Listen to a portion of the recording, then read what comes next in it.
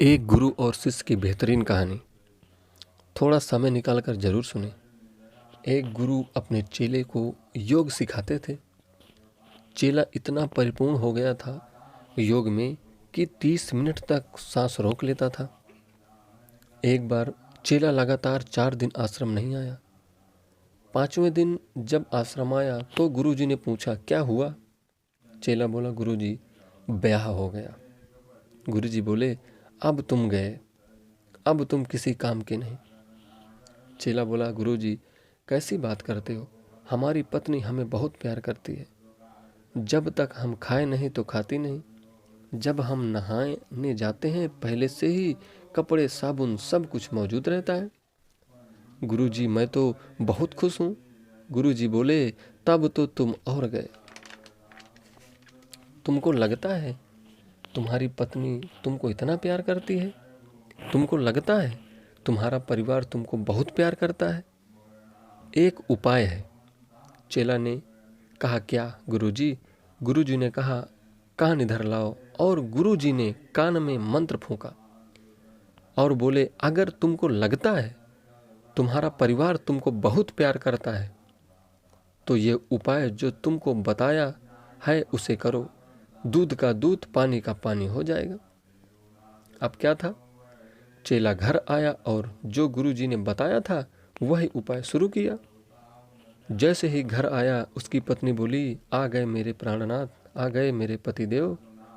चेला बोला, आ गया प्रियतम। पत्नी तुरंत एक लोटा जल लाई, पति को दी। चेला अपनी पत्नी से बोला, आज हमें खीर खाने का मन था। पत्नी बोली, अभी बना देते हैं। दूध में चावल गरी छुहारा डालकर विधिवत खीर बनाने लगी। उतने में उसका पति घर में एक ऊपर डंडा बंधा था, उसमें पैर फंसाकर उल्टा लटक गया। इधर खीर पक गई। पत्नी देखी ये उल्टा क्यों लटके हैं, फिर सोची इनका मन किया होगा। अब पत्नी बोली, प्राणनाथ चलिए, आपकी खीर पक गई, नीचे आइए और पा लीजिए। अब उसके पति ने सांस रोक रखी थी। 30 मिनट तक सांस रोकने का अनुभव था ही। पत्नी एक बार बुलाई, जब नहीं सुने तो दोबारा फिर तेजी से चिल्लाई, पतिदेव नीचे आ जाओ, खीर पक गई है। जब पति नहीं सुना तो उसके पास आई और हाथ पकड़कर कहने लगी, चलिए जी, आप क्या इस तरह उल्टा लटके हुए हो? अब पति तो गुरुजी के बताए हुए मार्ग पर था, सुन सब रहा था लेकिन बोल नहीं रहा था। पत्नी हताश हो गई, उसका दिल घबराने लगा। उसने हृदय में हाथ रखा, हृदय गति रुकी हुई, सांस लेना भी बंद। अब उसका पूरा शरीर शिथिल हो गया। ऐसे करते करते 4-5 मिनट हो गए। अब पत्नी को पक्का हो गया कि ये ऊपर सिधार गए। अब उसने सोचा, खीर तो बन ही गई है, अब अगर सब जानेंगे तो खीर भी नहीं खा पाऊंगी। लाओ पहले खीर खा लेती हूँ, नहीं तो अभी से रोना शुरू हो गया तो कोई खाना के लिए नहीं पूछेगा। पहले खा लेती हूँ फिर रोएंगे आराम से। अब उसने 3-4 कटोरा खीर खाया और फिर लंबा घूंघट करके रोना शुरू किया। घर वाले सब इकट्ठा हो गए, आसपास के लोग सब इकट्ठा हो गए। पत्नी ने सब कुछ रो रो कर बताया। सब लोगों ने देखा सांस बंद है, हृदय गति रुकी हुई है, इसका मतलब अब ये नहीं रहे। पूरा परिवार का रो रो कर बुरा हाल है। उधर चेला की जलाने की व्यवस्था होने लगी।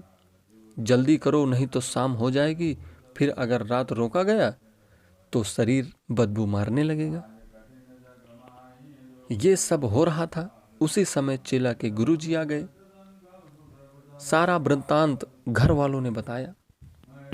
घर वाले बोले, आप तो सिद्ध पुरुष हो, इसे किसी तरह जीवित करो, ये आपका बहुत ही प्रिय शिष्य है।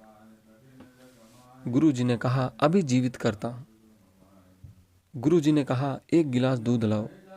1 गिलास दूध को चेला के चारों तरफ घुमाया और फिर बोले, एक समस्या है, जो इस दूध को पिएगा वो मर जाएगा, तब ये मेरा चेला जिएगा।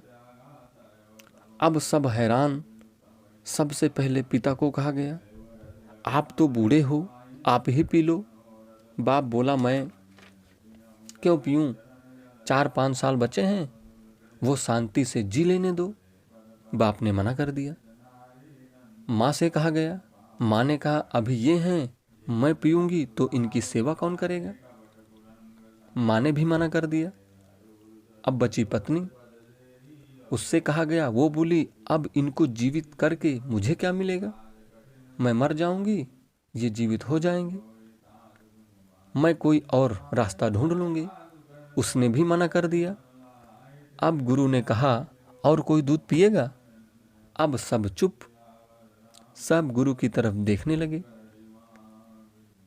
गुरुदेव, आप तो भगवान के समान हो, आप ही पी लीजिए, आपके आगे पीछे कोई नहीं है। सारे लोग जयकारे लगाने लगे, जय गुरुदेव, जय गुरुदेव। गुरु जी हंसने लगे और मन में सोचने लगे, वारे दुनिया, यहाँ कोई किसी का नहीं है। गुरु जी ने कहा, ठीक है, मैं ही पी लेता हूँ। गुरु जी दूध पी गए और चेला के सर पर हाथ रखे और बोले, बेटा उठ, हो गया सब खेल। चेला कौन सा मर गया था, वो तो सांस रोके हुए था, बीच बीच में सांस ले लेता, फिर 30 मिनट के लिए रोक लेता। गुरु जी के बताए हुए को आजमा रहा था। चेला उठा और गुरु जी के पैर पकड़ लिया और बोला, गुरुदेव, आज के बाद आपके सिवा मेरा इस दुनिया में किसी से कोई नाता नहीं। माँ बाप पत्नी सब रो रहे हैं, चिल्ला रहे हैं, रुक जाओ। लेकिन चेला ने किसी की नहीं सुनी और गुरुदेव के साथ हमेशा के लिए उनके आश्रम में चला गया। इसलिए यह सच है, इस संसार में कोई किसी का नहीं है, सब स्वार्थ की दुनिया है।